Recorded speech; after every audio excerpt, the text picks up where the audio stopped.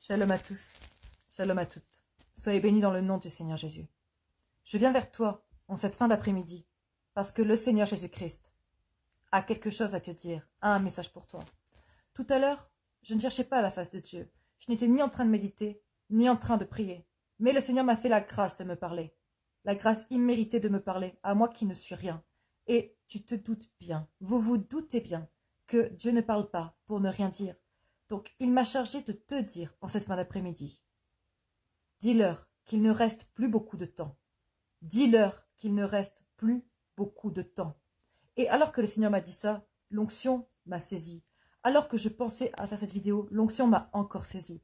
Alors que je redoutais de si je devais la faire ou pas, je tombe sur Apocalypse 12. Donc, vraiment, je ne suis pas là pour rire. Je suis là pour te passer le message que le Seigneur m'a chargé de te donner. Il revient bientôt. Il ne reste plus beaucoup de temps. Qu'est-ce que plus beaucoup de temps? Sur l'horloge du Seigneur, je n'en sais rien. Mais tout ce que je sais, c'est que le Seigneur revient très bientôt et que son retour est plus proche que tu ne le penses. La parole de Dieu déclare en Hébreux 10 au verset 25, et c'est ce que nous devons faire en cette période troublée. Hébreux 10 au verset 25 déclare: je lis la parole de Dieu avec respect. N'abandonnons pas notre assemblée, comme c'est la coutume de quelques-uns, mais exhortons-nous réciproquement, et cela d'autant plus que vous voyez s'approcher le jour. C'est ce que nous faisons actuellement, nous nous exhortons mutuellement, d'autant plus que nous voyons s'approcher le jour. Le jour, c'est la venue de notre Seigneur et Sauveur Jésus-Christ. N'abandonnons pas notre assemblée, donc ne rétrogradons pas dans le monde. Ne quittons pas notre assemblée pour des... Notre assemblée, ce n'est pas seulement l'Église, c'est tout ce qui est communauté chrétienne. C'est votre pasteur, le prophète qui vous suit, l'évangéliste, vos sœurs, vos frères, même les prêches sur Internet, la Bible. Ne quitte pas la foi, ne quitte pas la foi car le jour arrive. La parole de Dieu déclare en Romains 13 au verset 11.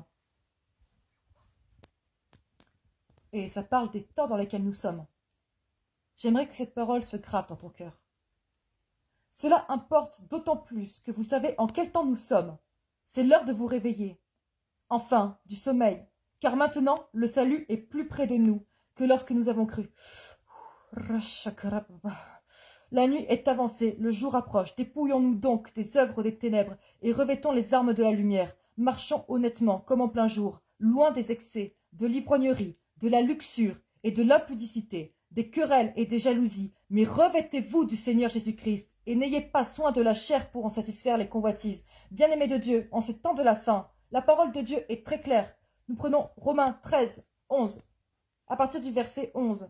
Mais regardons à partir du verset 13. Marchons honnêtement, comme en plein jour, comme devant Dieu, pas dans les œuvres des ténèbres, loin des excès et de l'ivrognerie, de la luxure et de l'impudicité, des querelles et des jalousies. Revêtons-nous de Christ. La nuit est avancée, le jour approche. Dépouillons-nous des œuvres des ténèbres.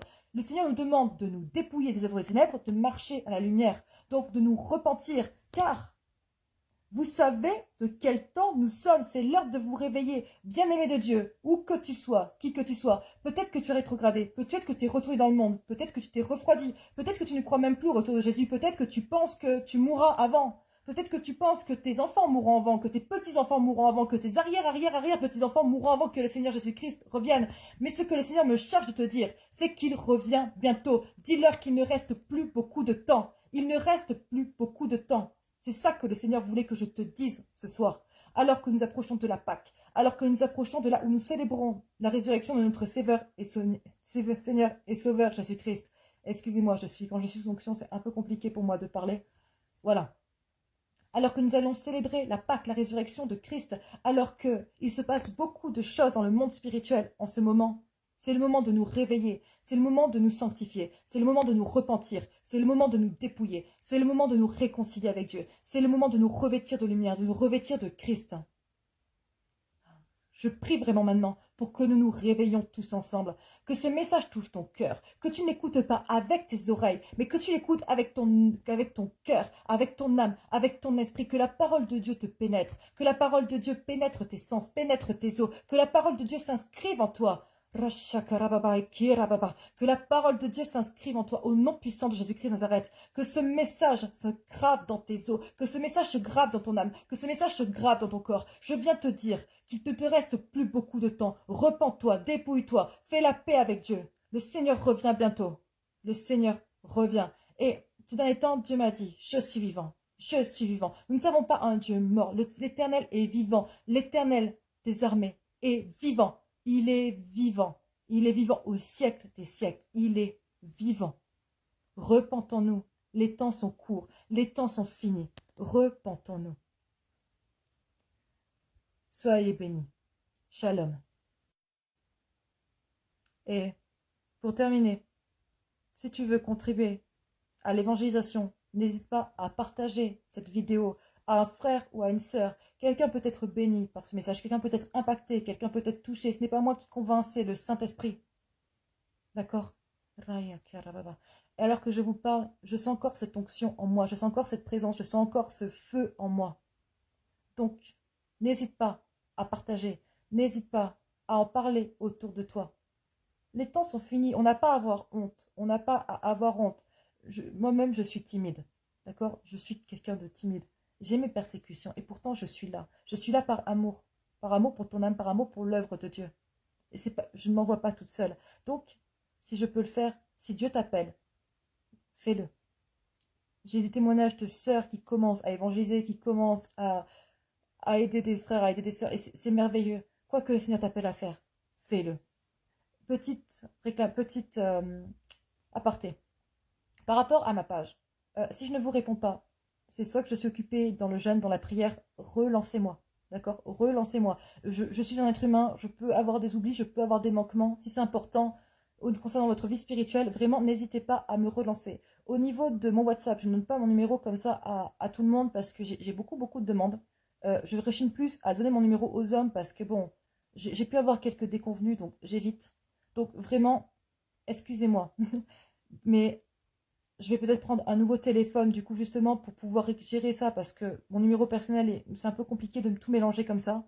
Donc, vraiment, si tu as quelque chose à me dire, si je ne te réponds pas, c'est pas parce que je m'estime trop bien pour te répondre ou que je ne t'aime pas, c'est juste que je n'ai pas le temps ou que j'ai dû oublier. Je t'en prie, relance-moi.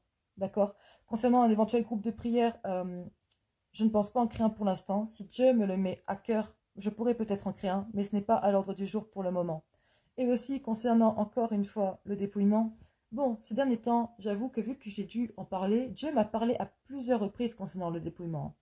Mais je voulais encore avoir une confirmation. J'ai dit, ah Seigneur, quelle est la tenue que tu aimes? Et j'ai vu ce type de voile, une femme habillée vraiment longue robe, tout en blanc, longue manche, jusqu'aux pieds. Vraiment, c'est comme ça que le Seigneur nous aime. Voilà, simplement pour expliquer le voile comme ça. En tout cas, voilà, c'est tout ce que j'avais à dire aujourd'hui. Peut-être que je reviendrai tout à l'heure, je n'en sais rien. Soyez bénis. Shalom.